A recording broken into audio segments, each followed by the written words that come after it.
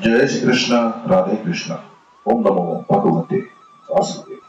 भगवान ने कृपा करके मानव शरीर दिया है तो उसकी सफलता के लिए अपने भावों और आचरणों का विशेष ध्यान रखना चाहिए। कारण कि शरीर का कुछ पता नहीं है कि कब प्राण चले जाए। ऐसी अवस्था में जल्दी से जल्दी अपना उद्धार करने के लिए देवी संपत्ति का आश्रय और आसुरी संपत्ति का त्याग करना बहुत आवश्यक है। देवी संपत्ति में देव शब्द परमात्मा का वाचक है तो उनकी संपत्ति देवी संपत्ति की है। परमात्मा का ही अंश होने से जीव में देवी संपत्ति स्वतः स्वाभाविक है। जब जीव अपने अंशी परमात्मा से विमुख होकर जड़ प्रकृति के सम्मुख हो जाता है अर्थात उत्पत्ति विनाशशील शरीर आदि पदार्थों का संग ताम में कर लेता है तब उसमें आसुरी संपत्ति आ जाती है। कारण कि काम क्रोध लोभ मोह दंभ द्वेष आदि जितने भी दुर्गुण दुराचार हैं वे सब के सब नाशवान के संग से ही पैदा होते हैं। जो प्राणों को बनाए रखना चाहते हैं प्राणों में ही जिनकी रति है प्रियता है ऐसे प्राण पोषण परायण लोगों का निवाचक आसुर शब्द है। इसलिए मैं सुखपूर्वक जीता रहूं वह इच्छा यह इच्छा आसुरी संपत्ति का खास लक्षण है। देवी और आसुरी संपत्ति सब प्राणियों में पाई जाती है। ऐसा कोई भी साधारण प्राणी नहीं है जिसमें ये दोनों संपत्तियां पाई जाती है। हाँ, इसमें जीवन मुक्त तत्वज्ञ महापुरुष तो आसुरी संपत्ति से सर्वदा रहित हो जाते हैं। जीवन मुक्त महापुरुष नाशवान से असंग होकर अविनाशी परमात्मा में स्थित हो जाते हैं। इसलिए उनमें जीने की आशा और मरने का भय नहीं रहता। सत्स्वरूप परमात्मा में स्थित होने से उनके सद्गुण सदाचार स्वतः स्वाभाविक रहते हैं। वे सिद्ध महापुरुष तो देवी संपत्ति से ऊपर उठे रहते हैं अतः उनमें देवी संपत्ति के गुण स्वाभाविक होते हैं जो साधकों के लिए आदर्श होते हैं। पर देवी संपत्ति से रहित कभी कोई हो ही नहीं सकता। कारण कि जीव देव अर्थात परमात्मा का सनातन अंश है। परमात्मा का अंश होने से इसमें देवी संपत्ति रहती ही है। आसुरी संपत्ति की मुख्यता होने से देवी संपत्ति दब सी जाती है मिटती नहीं क्योंकि सत वस्तु कभी मिट सकती ही नहीं। इसलिए कोई भी मनुष्य सर्वथा दुर्गुण दुराचारी नहीं हो सकता, सर्वथा निर्दयी नहीं हो सकता, सर्वथा असत्यवादी नहीं हो सकता, सर्वथा व्याभिचारी नहीं हो सकता। जितने भी दुर्गुण दुराचार है वे किसी भी व्यक्ति में सर्वथा हो ही नहीं सकते। कोई भी कभी भी कितना ही दुर्गुण दुराचारी क्यों न हो उसके साथ आंशिक सद्गुण सदाचार रहेगी। देवी संपत्ति प्रकट होने पर आसुरी संपत्ति मिट जाती है क्योंकि देवी संपत्ति परमात्मा की होने से अविनाशी है और आसुरी संपत्ति संसार की होने से नाशवान है। सच्चिदानंद आनंद स्वरूप परमात्मा का अंश होने से मैं सदा जीता रहूं अर्थात कभी मरूं नहीं, मैं सब कुछ जान लूं अर्थात कभी अज्ञानी न रहूं, मैं सर्वदा सुखी रहूं अर्थात कभी दुखी न हूं। इस तरह सत्यचित आनंद की इच्छा प्राणी मात्र में रहती है।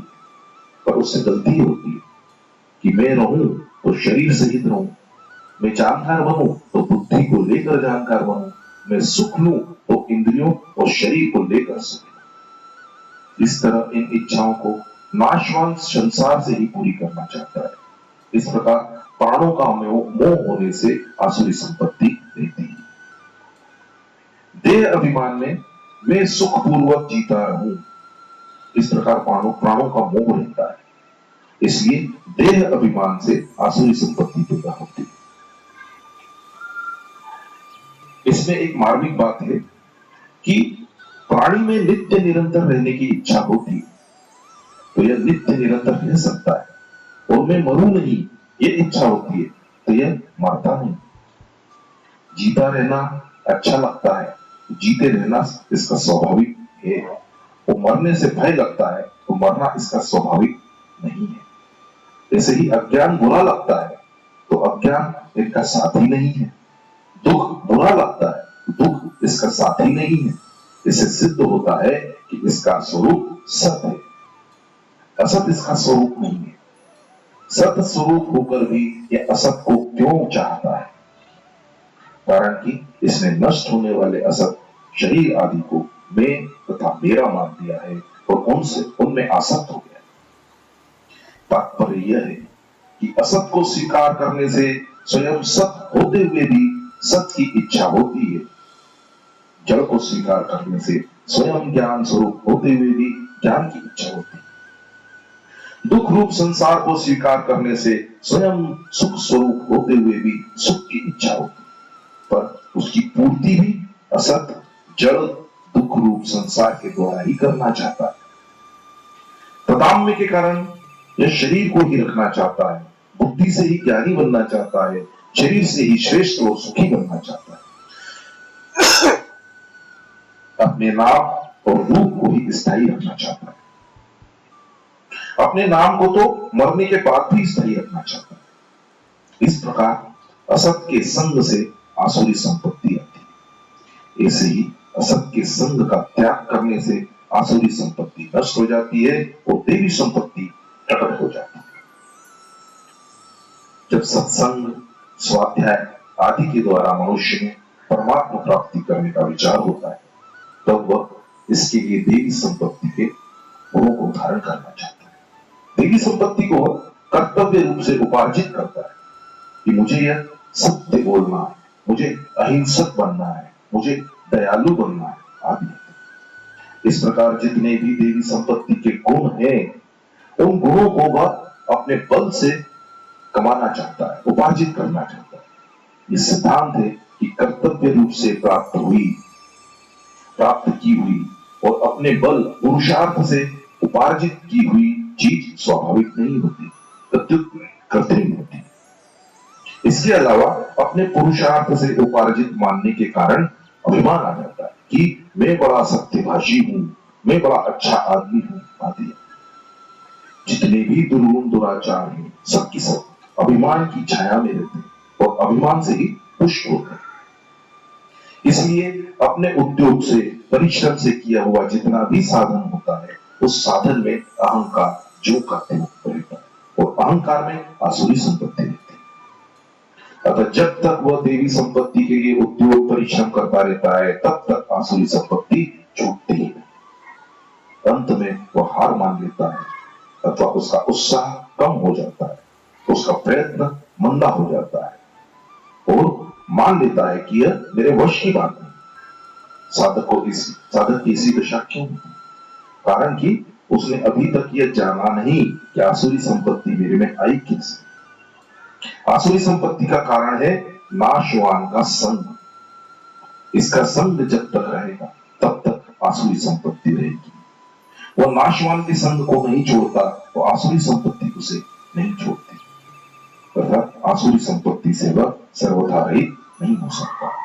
इसलिए यदि वह देवी संपत्ति को लाना चाहे तो नाशवान जड़ के संग का त्याग कर दे।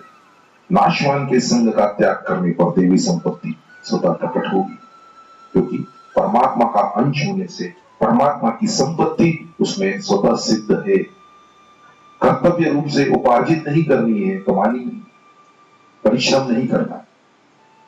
इसमें एक और मार्मिक बात है, देवी संपत्ति के गुण स्वतः स्वाभाविक रहते हैं, उन्हें कोई छोड़ नहीं सकता। इसका पता किसे लगे? जैसे भी विचार करें कि मैं सत्य ही बोलूंगा तो वह उम्र भर सत्य बोल सकता है, परंतु कोई विचार करे कि मैं झूठ ही बोलूंगा तो वह 8 प्रहर भी झूठ नहीं बोल सकता। सत्य ही बोलने का विचार होने पर वो दुख भोग सकता है, पर झूठ बोलने के लिए बाध्य नहीं हो सकता। परंतु झूठ ही बोलूंगा ऐसा विचार होने पर तो खाना पीना बोलना चलना तक उसके लिए मुश्किल हो जाएगा। भूख लगी हो और झूठ बोले कि भूख नहीं है तो जीना मुश्किल हो जाएगा। यदि वह ऐसी प्रतिज्ञा कर ले कि झूठ बोलने से बेशक मर जाऊं पर झूठ ही बोलूंगा, तो यह प्रतिज्ञा सत्य हो जाएगी। अतः या तो प्रतिज्ञा भंग होने से सत्य आ जाएगा या प्रतिज्ञा सत्य हो जाएगी। सत्य कभी छूटेगा नहीं, क्योंकि सत्य मनुष्य मात्र में स्वाभाविक है। इस तरह देवी संपत्ति के जितने भी गुण हैं, सबके विषय में ऐसी ही बात है। वे तो नित्य रहने वाले हैं और स्वाभाविक है। केवल नाशवान के संग का त्याग करना है। नाशवान का संग अनित्य और अस्वाभाविक है। आसुरी संपत्ति आगंतुक है, आने जाने वाली। दुर्गुण दुराचार बिल्कुल ही आगंतुक है। कोई आदमी प्रसन्न रहता है तो लोग ऐसा नहीं कहते कि तुम प्रसन्न क्यों रहते हो, और कोई आदमी दुखी रहता है तब कहते हैं कि दुखी क्यों रहते हो, क्योंकि प्रसन्नता स्वाभाविक है और दुख अस्वाभाविक, आने जाने वाला है। इसलिए अच्छे आचरण करने वालों को कोई नहीं कहता तुम अच्छे आचरण क्यों करते हो, पर बुरे आचरण वालों को सब कहते हैं कि तुम बुरे आचरण क्यों करते हो। अतः सद्गुण सदाचार स्वतः रहते हैं और दुर्गुण दुराचार संग से आते हैं, इसलिए आगंतुक है। अर्जुन में देवी संपत्ति विशेषता से थी। जब उसमें कायरता आ गई तब भगवान ने आश्चर्य से कहा कि तेरे में ये कायरता कहां से आ गई। तात्पर्य यह है कि अर्जुन में यह दोष स्वाभाविक नहीं, आगंतुक था।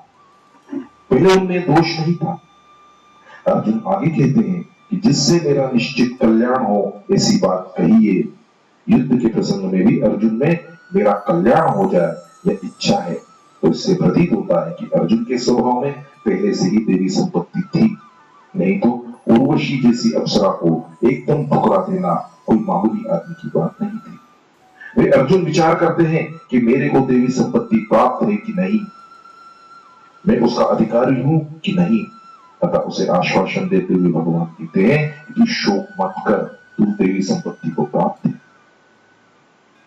सत सत मतलब चेतन और असत असत मतलब जड़ के तदाम में से अहम भाव पैदा होता है। मनुष्य शुभ या अशुभ कोई भी काम करता है तो अपने अहंकार को लेकर करता है। जब वो परमात्मा की तरफ चलता है तब उसके अहम भाव में सत अंश की मुख्यता रहती है, और जब संसार की तरफ चलता है तो उसके अहम भाव में नाशवान असत अंश की मुख्यता होती है। सत अंश की मुख्यता होने से वह देवी संपत्ति का अधिकारी कहा जाता है, और असत अंश की मुख्यता होने से वह उसका अनधिकारी कहा जाता है। असत अंश को मिटाने के लिए ही मानव शरीर मिला है। अतः मनुष्य निर्बल नहीं है, पराधीन नहीं है, प्रत्युत यह सर्वथा सबल है, स्वाधीन है। नाशवान असत अंश तो सबका मिटता ही रहता है, पर वह उससे अपना संबंध बनाए रखता है, यह भूल होती है। नाशवान से संबंध बनाए रखने के कारण आसुरी संपत्ति का सर्वथा अभाव नहीं होता। अहम भाव नाशवान असत के संबंध से ही तेज होता है। असत का संबंध मिटते ही अहम भाव मिट जाता है। प्रकृति के अंश को पकड़ने से ही अहम भाव है। अहम में जड़ चेतन दोनों है। तदाम में होने से पुरुष मतलब चेतन ने जड़ के साथ अपने को एक मान लिया। भोग पदार्थों की सब इच्छाएं असत अंश में ही रहती, परंतु सुख दुख के भोक्तापन में मनुष्य हेतु कारण बनता है। वास्तव में हेतु है, क्योंकि ये प्रकृतिस्थ होने से ही भोक्ता बनता है।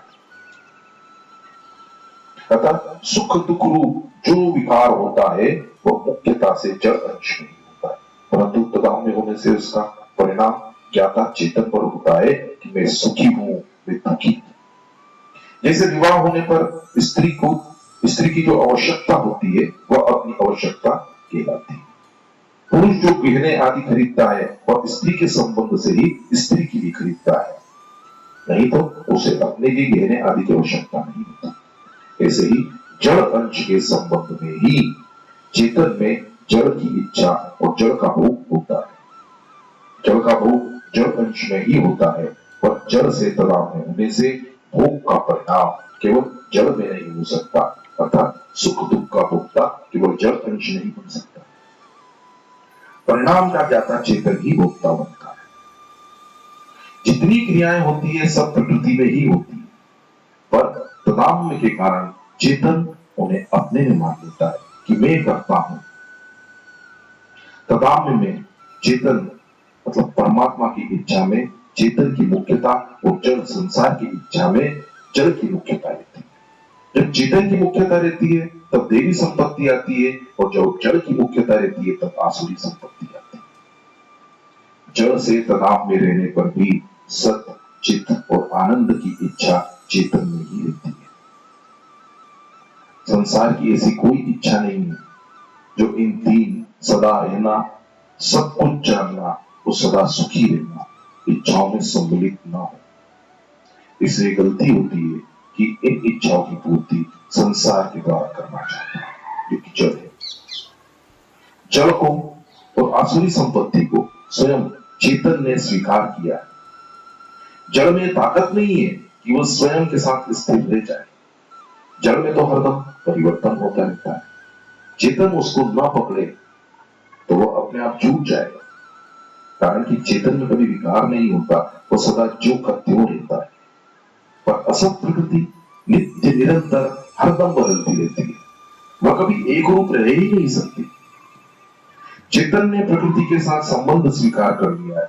उस संबंध की सत्ता यह मैं और मेरे रूप से स्वीकार कर लेता है। अतः जड़ का संबंध और उससे पैदा होने वाली आसुरी संपत्ति आगंतुक है। यदि ये स्वयं में होती तो इसका कभी नाश नहीं होता, क्योंकि स्वयं का कभी नाश नहीं होता, और आसुरी संपत्ति के त्याग की बात भी नहीं होती। अनित्य होने पर भी चेतन के संबंध से यह नित्य दिखने लगता है। अविनाशी के संबंध से विनाशी भी अविनाशी की तरह दिखने लगता है। इसलिए जिस मनुष्य में आसुरी संपत्ति होती है वह आसुरी संपत्ति का त्याग कर सकता है और कल्याण का आचरण करके परमात्मा को प्राप्त कर सकता है। परमात्मा के सम्मुख होते ही आसुरी संपत्ति मिटने लगती है। कारण कि जन्म कोटि अगर प्रकृति से संबंध स्वीकार करने से ही हुए, प्रकृति को स्वीकार न करे तो फिर कैसे जन्म मरण आएगा। जन्म मरण के कारण प्रकृति से संबंध नहीं, परंतु जीवात्मा प्रकृति की क्रियाओं को अपने में मान लेता है और प्रकृति के कार्य शरीर में मैं और मेरापन कर लेता है, जिससे जन्मता मरता रहता है। वास्तव में यह करता भी नहीं है और लिप्त भी नहीं। इस वास्तविकता का अनुभव करना ही कर्म में अकर्म तथा अकर्म में कर्म देखना।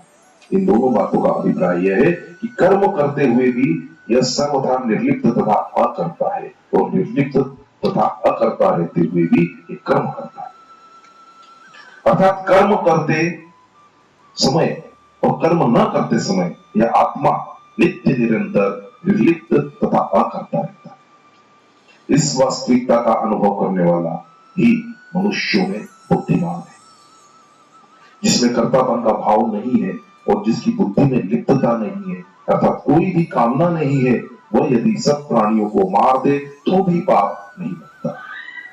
अर्जुन ने पूछा कि मनुष्य किससे प्रेरित होकर पाप करता है, तो भगवान ने कहा कामना से। कामना के कारण ही सब पाप होते हैं। शरीर के इत्तेदाम में से भोग और संग्रह की कामना होती है। कोई भी मनुष्य अपने को दोषी बनाना पसंद नहीं करता, क्योंकि इस लोक में दोषी का अपमान, तिरस्कार और निंदा होती है तथा परलोक में 84 लाख योनियां तथा नरक भोगने पड़ते हैं।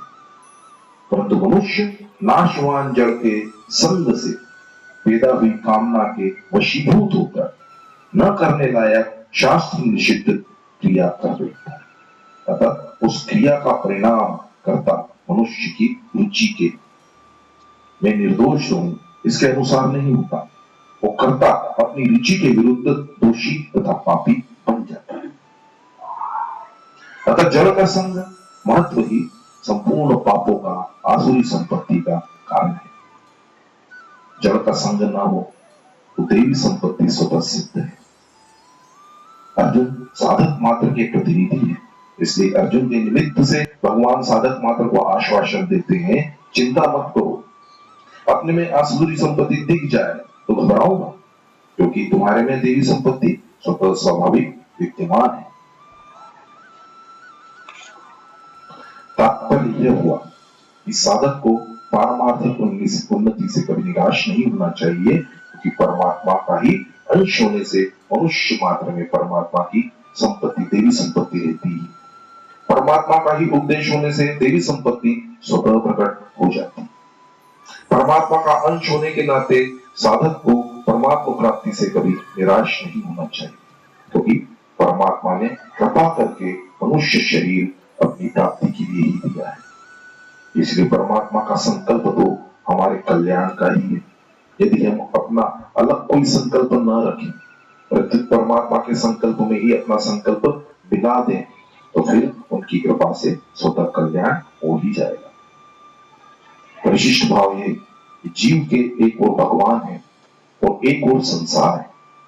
जब वह भगवान की ओर चलता है तब उसमें देवी संपत्ति आती है, और जब वह संसार की ओर चलता है तब उसमें आसुरी संपत्ति आती है। देवी संपत्ति में आस्तिक भाव रहता है और आसुरी संपत्ति में नास्तिक भाव रहता है। यद्यपि मुक्ति के सभी साधन कर्म योग, ज्ञान योग, ध्यान योग आदि देवी संपत्ति के अंतर्गत ही आ जाते हैं,